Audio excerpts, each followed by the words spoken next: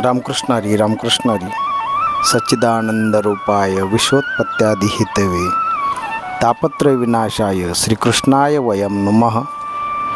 श्रीमद भागवतातील वराह अवताराची छोटीशी कथा आपण पाहणार आहोत. ज्या वराह अवतार भगवंताला धारण करावा लागला, हिरण्याक्ष नावाचा दैत्याचा संहार करण्यासाठी भगवान नारायणाला विचित्र असा हा वराह अवतार धारण करावा लागला.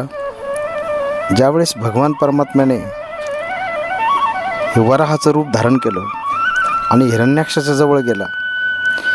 हिरण्याक्षाच्या जवळ भगवंत गेल्यानंतर हिरण्याक्ष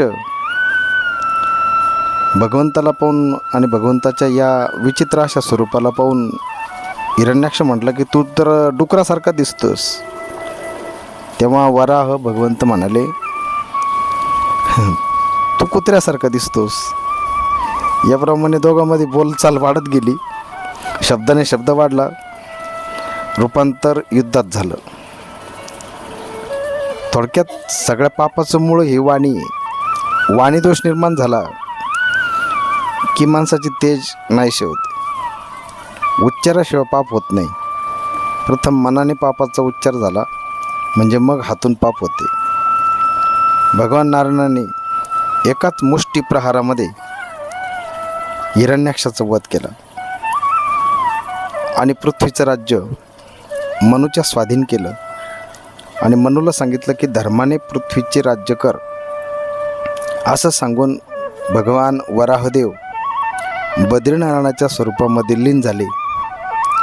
अशी कथा श्रीमद भागवतामध्ये आली आहे आणि हीच कथा अजून विस्तृत प्रमाणामध्ये तुम्हाला पुढच्या भागामध्ये आपण निश्चित सांगू. आजचा दिवस आपला अगदी आनंदात जाओ, समाधानात जाओ. रामकृष्ण हरी. राधे राधे. रामकृष्ण हरी. रामकृष्ण हरी.